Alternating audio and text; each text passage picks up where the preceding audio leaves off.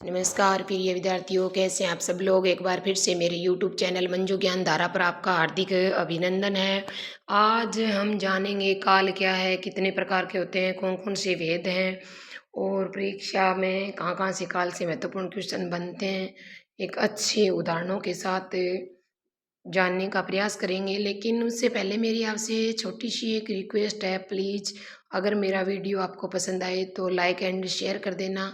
पहली बार आप मेरे चैनल पर विजिट कर रहे हो तो सब्सक्राइब कर लेना और बेल आइकन को भी प्रेस कर देना ताकि आने वाली ऑल नोटिफिकेशन आप तक पहुंच जाए। तो चलो देखो काल, आज हम पढ़ेंगे काल यानी काल के कितने भेद है, काल का क्या अर्थ है।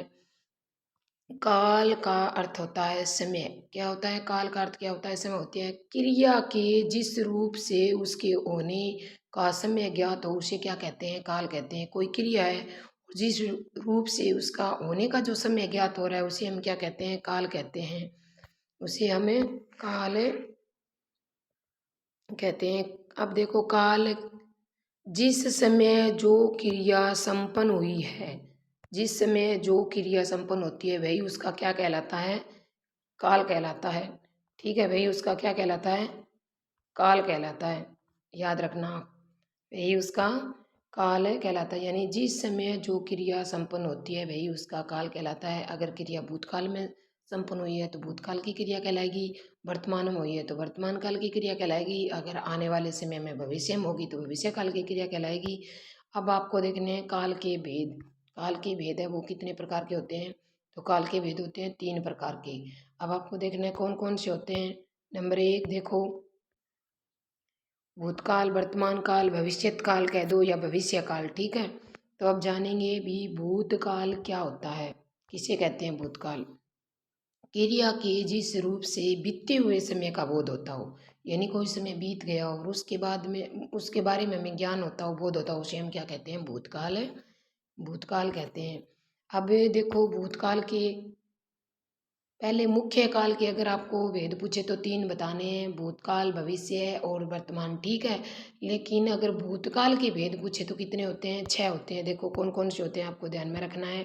कितने होते हैं, 6 होते हैं। कौन कौन से, सामान्य भूतकाल, आसन भूतकाल, पूर्ण भूतकाल, अपूर्ण भूतकाल, संदिग्ध भूतकाल और हेतु हेतु मत भूतकाल। ठीक है, ये 6 भेद आपको याद रखने हैं। अब हम जानेंगे भी सामान्य भूतकाल क्या है। क्रिया के जिस रूप से बीते हुए समय का सामान्य पता चलता हो, कोई क्रिया है वो उसके बीते हुए समय के बारे में सामान्य रूप से पता चलता हो तो वो सामान्य भूतकाल कहलाता है। जैसे राम गया, लेकिन आपको इसमें एक मेन बात याद रखनी है, राम गया, गया तो हमें पता नहीं भी क्रिया कब संपन्न हुई है या क्रिया चल रही है। जब हमें पता नहीं चलता है कि क्रिया चल रही है या संपन्न हो गई नहीं हुई है तो वो एक सामान्य भूत में जाएगा। राम गया, माँ मंदिर गई, अब कब गई ये तो नहीं पता चल रहा है, तो आपको ध्यान में रखना है जब क्रिया कब संपन्न हुई ये पता नहीं चलता है तो वो सामान्य भूतकाल में चली जाती है। इसमें आपको मेन बात पहचान याद रखनी है, वाक्य के अंत में आ ई ए आएंगे। ठीक है, जैसे राम गया तो यहाँ पे क्या है, आ है। माँ मंदिर गई तो क्या है, वाक्य के अंत में ई आया है। तो सामान्य भूतकाल की बात हो, अगर वाक्य दिया हुआ हो तो आपको पहचान याद रखनी है,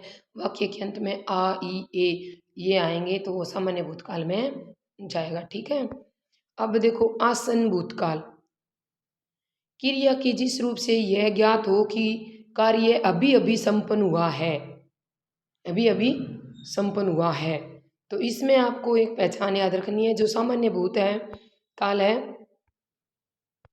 आप सामान्य भूतकाल प्लस में क्या करोगे, है का प्रयोग करोगे, प्लस में आपको है लगाना है। सामान्य भूत में देखो माँ मंदिर गई, बस इतना ही वाक्य था। और आसन भूतकाल में आपको क्या करना है, माँ मंदिर गई है लगाना है आपको। ठीक है, आसन भूत में यानी अभी अभी माँ क्या है, मंदिर गई है, ये बात आपको ध्यान में रखनी है।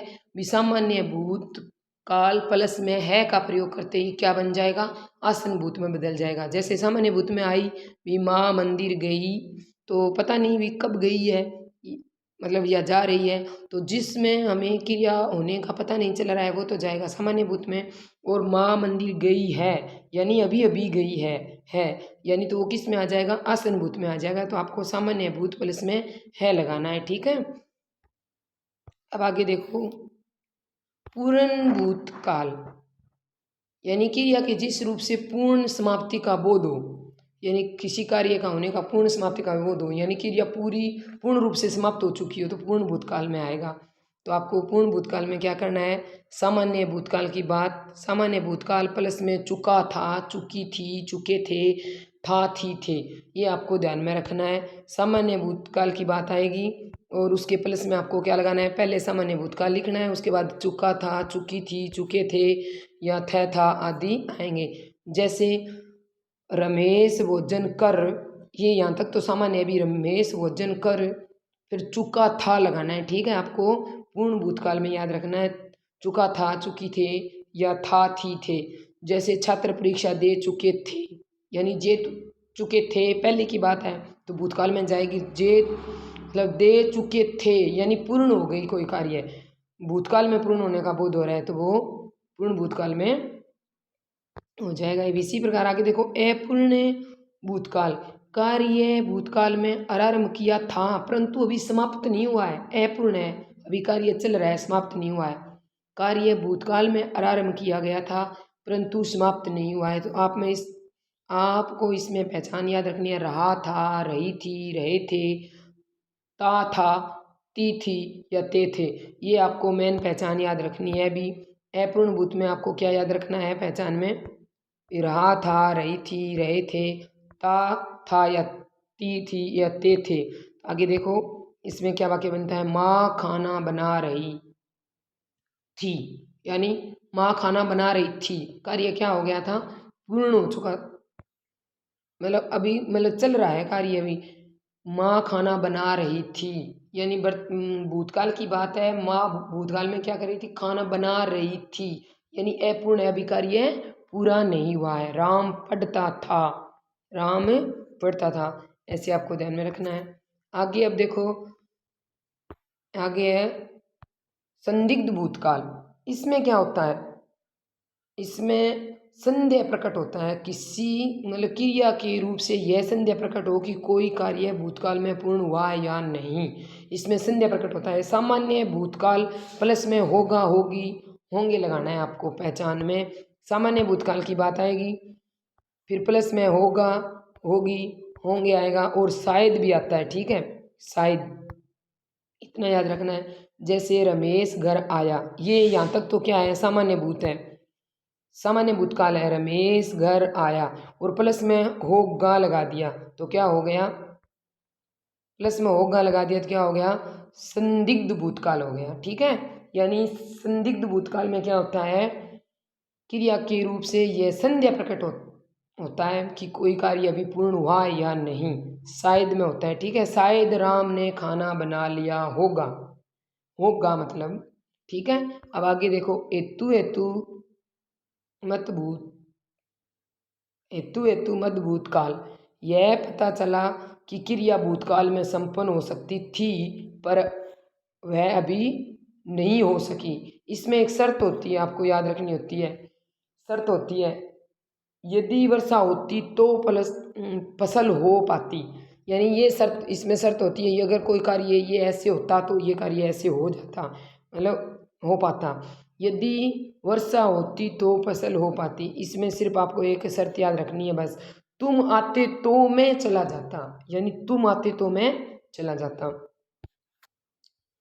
अब आगे है वर्तमान काल। वर्तमान काल यानी जो समय वर्तमान, जो फिलहाल चल रहा है वो समय वर्तमान होता है। और वर्तमान काल के भेद देखो आप कितने होते हैं, 6 प्रकार के होते हैं। कौन कौन से हैं, सामान्य वर्तमान काल, अपूर्ण वर्तमान काल, संदिग्ध वर्तमान काल, पूर्ण वर्तमान काल, संभाव्य वर्तमान काल, और आगे है अज्ञात वर्तमान काल। तो ये सामान्य वर्तमान काल क्या है, देखो, जिस क्रिया का होना या करना वर्तमान समय में ही मालूम हो, यानी जिस क्रिया का होना या करना वर्तमान समय में ही मालूम हो वो सामान्य वर्तमान काल में आएगा। मैं बाजार जाता हूँ, इसमें क्या है, सामान्य वर्तमान काल में क्या है, मैं बाजार जाता हूँ, वह पत्र लिखता है, वर्तमान की बात है, जाता हूँ अभी मतलब फिलहाल जाता हूँ, पत्र लिखता हूँ। सामान्य वर्तमान में आपको पहचान रखनी है। मेन 3 बातें याद रखनी है। एक तो पहचान में ता है, ती है, ते आएगा, और इसमें क्या आता है, ता है, ती है, ते है, और एक शाश्वत सत्य की बात और मानसिक और शारीरिक शक्ति की बात आती है। जैसे उदाहरण के तौर पर हम देखें कि मैं ये 5 किलो वजन ले जाता हूँ, मतलब ले जा सकता हूँ, तो शारीरिक शक्ति का पता चल रहा है। मैं 5 घंटे पढ़ सकता हूँ, तो ये मानसिक शक्ति का प्रयोग पता चल रहा है। तो आपको ये मानसिक और शारीरिक शक्ति, शाश्वत सत्य का जहाँ ज्ञान हो तो वह किस में जाएगा, सामान्य वर्तमान काल में जाएगा, आपको ध्यान में रखना है।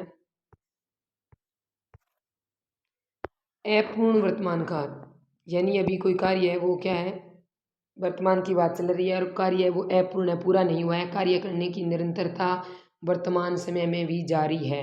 इसमें क्या आता है, रहा है, रही है, रहे हैं। ये मेन बात आपको याद रखनी है। अपूर्ण में अभी रहा है, रही है, रहे हैं, यानी वर्तमान काल की बात है। कार्य अभी अपूर्ण है, पूरा नहीं हुआ है, तो आपको पहचान याद रखनी है, रहा है, रही है, रहे हैं। तो वह आ रहा है, क्या है, वह आ रहा है, अभी आना उसका पूर्ण नहीं हुआ है। लड़का खेल रहा है, लड़के का खेलना क्या है, अभी पूर्ण नहीं हुआ है, खेल रहा है, तो फिलहाल वर्तमान में चल रहा है। ठीक है, आपको ध्यान में रखना है, अभी लड़का खेल रहा है।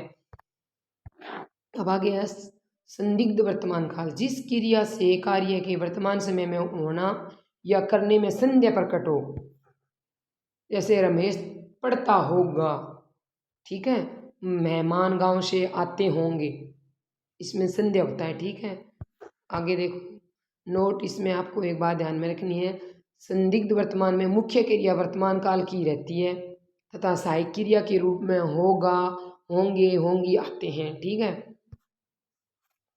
अब आगे है पूर्ण वर्तमान, यानी कार्य वर्तमान में पूरा होने का जो बोध होता हो, वर्तमान में क्रिया के होने या करने की पूर्णता का बोध होता हो, उसे हमें पूर्ण वर्तमान काल कहते हैं।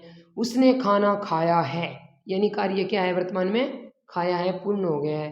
अब आगे देखो संभाव्य वर्तमान काल, यानी जिसमें क्या होता है, कार्य होने की संभावना का बोध होता है। स्नेहा जयपुर गई हो, यानी संभावना हो रही है इसमें, स्नेहा जयपुर गई हो।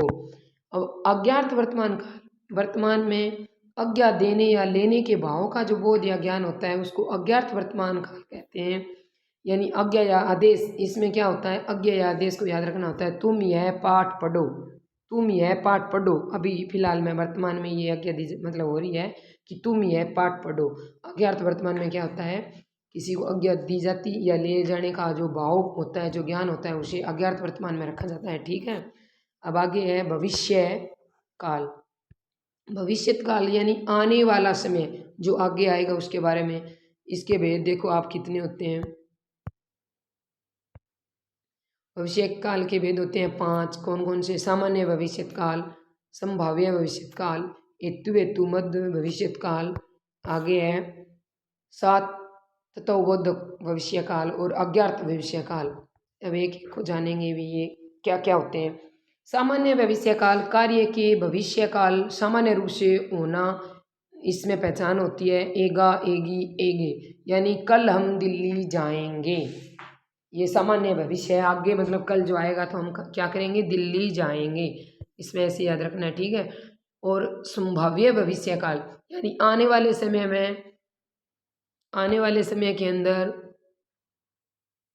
समय में होने या करने की संभावना व्यक्त की जाती है, वह संभाव्य भविष्य काल कहलाता है। जैसे शायद आज वर्षा होगी, यानी आगे मतलब शायद आज वर्षा होगी, इसमें शायद ध्यान में रखना होता है। भविष्य काल की बात हो, शायद आएगा, संभाव्य भविष्य काल में आपको ध्यान में रखना है।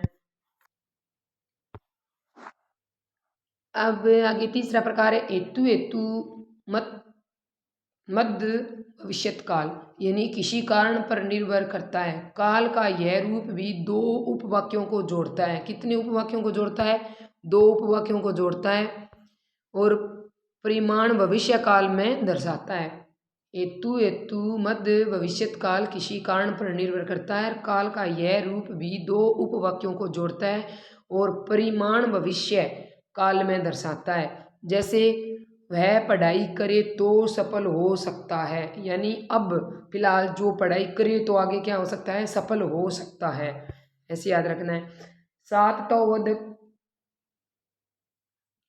इसमें क्रिया के रूप से भविष्य में भी कार्य के जारी रहने का बोध होता है। भी अभी तक भविष्य में क्या है, कार्य जारी है, जारी रहने का बोध होता है।